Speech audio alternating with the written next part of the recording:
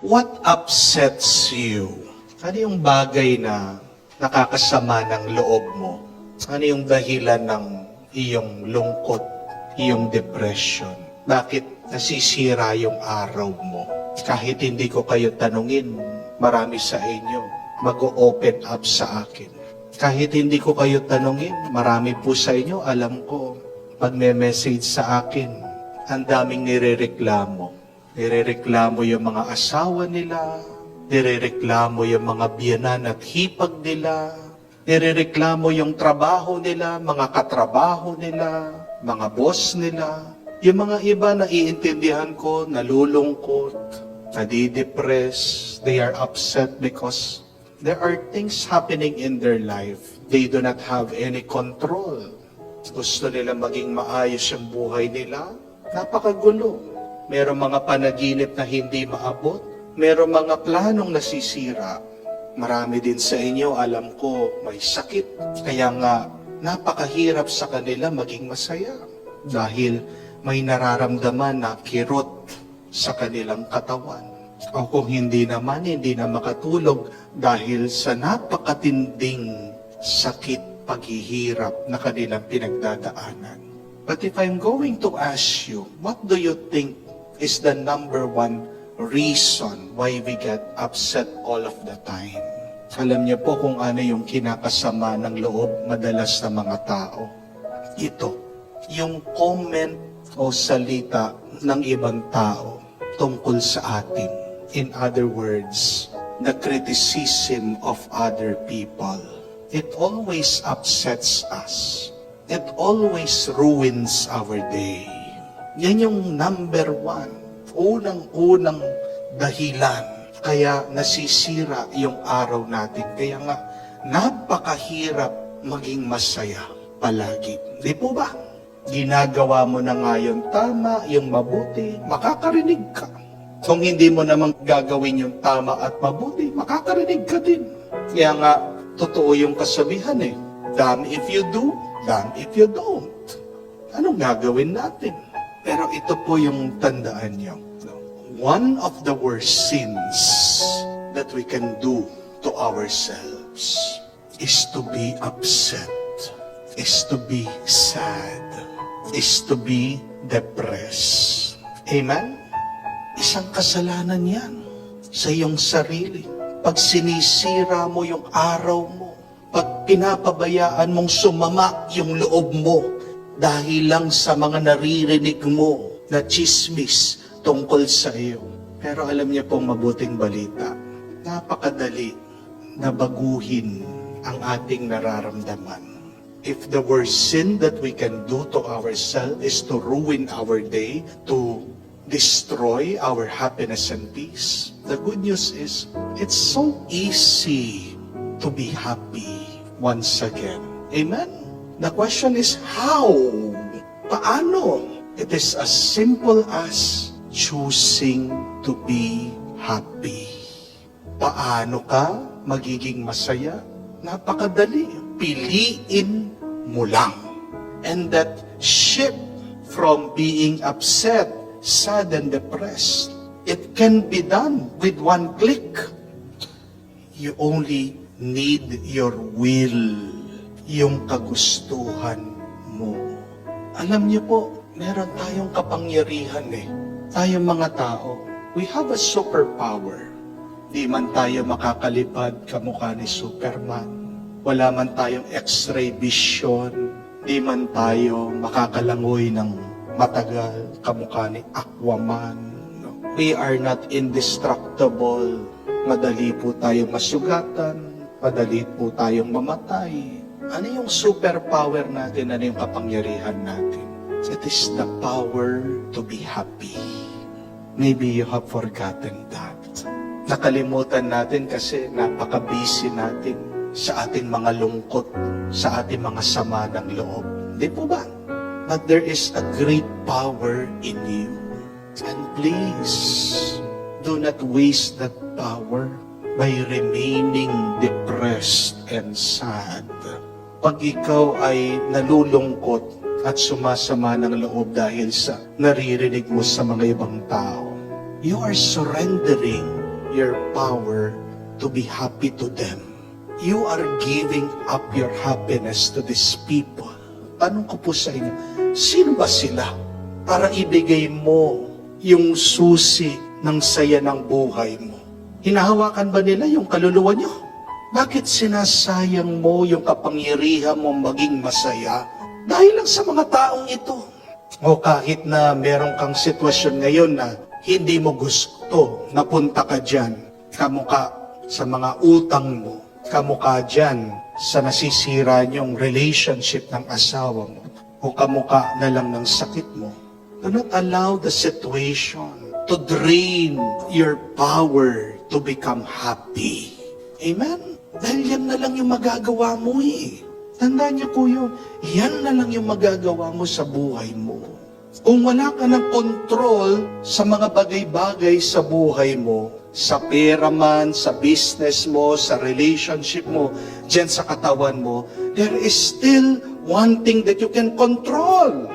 And what is that? Your attitude, your feelings. You have the power to shift your life from being miserable to joyful, from being unpleasant, upset, to being happy. Napakasayang ng kapangyarihan natin. Tingnan niyo po ang ating Panginoon. Siyang pinakahalimbawa natin. Sundan natin si Jesus.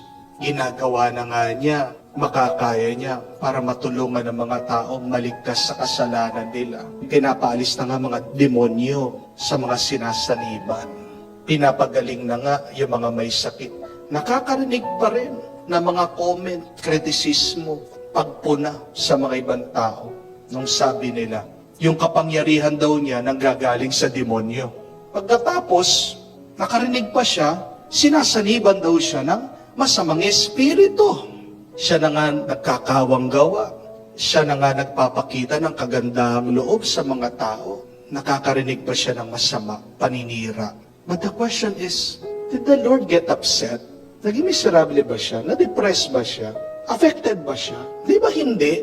All throughout His ministry, Jesus experienced these people, encountered these critics, these people who did not like Him. Pero meron tatlong paraan ng ating Panginoon kung paano niya pinakitunguhan, how He dealt with this kind of people. First, He prayed for them. Di po ba? Secondly, He ignored them. Hindi niya sinagot yung mga paninira nila. Isa nga, malakad lang siya.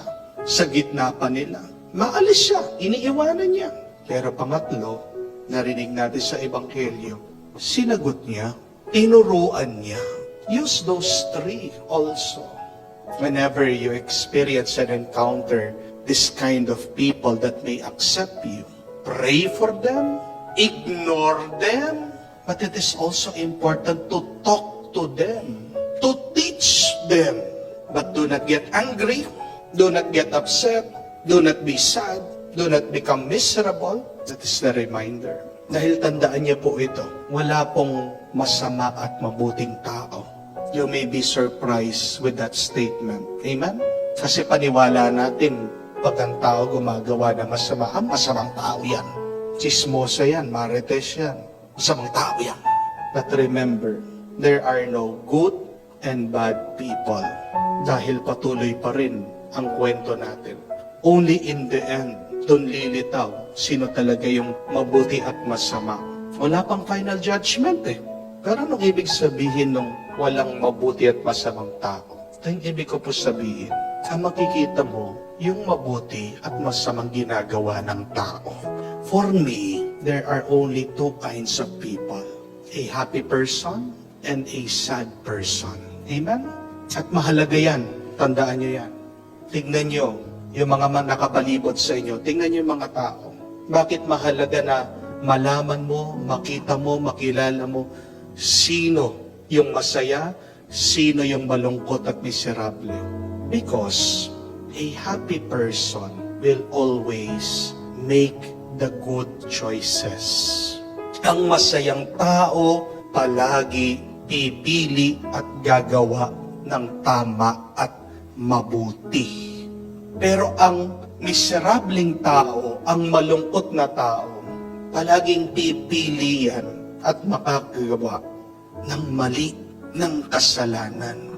Padre Pio reminds us, do not allow sadness to dwell in your soul.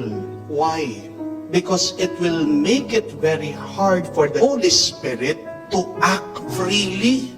Sabi po ni Padre Pio yun.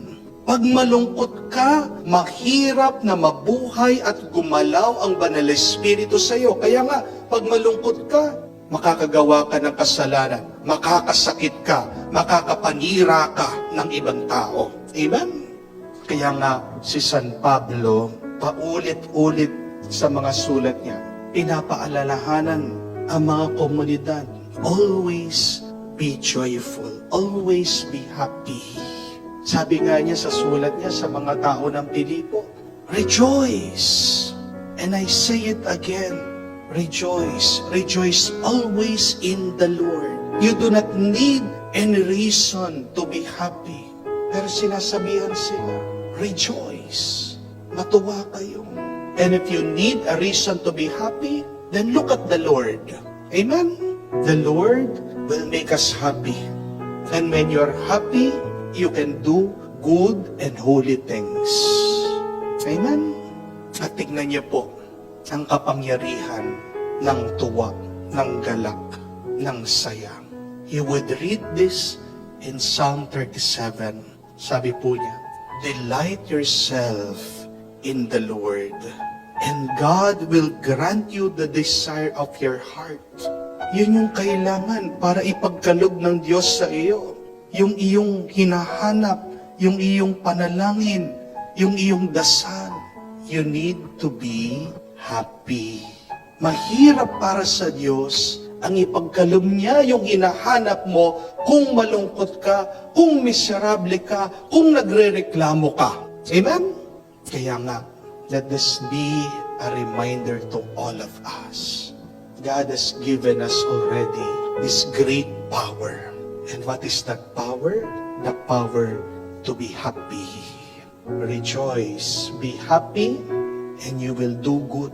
Choose to be happy, and God will give you the desires of your heart.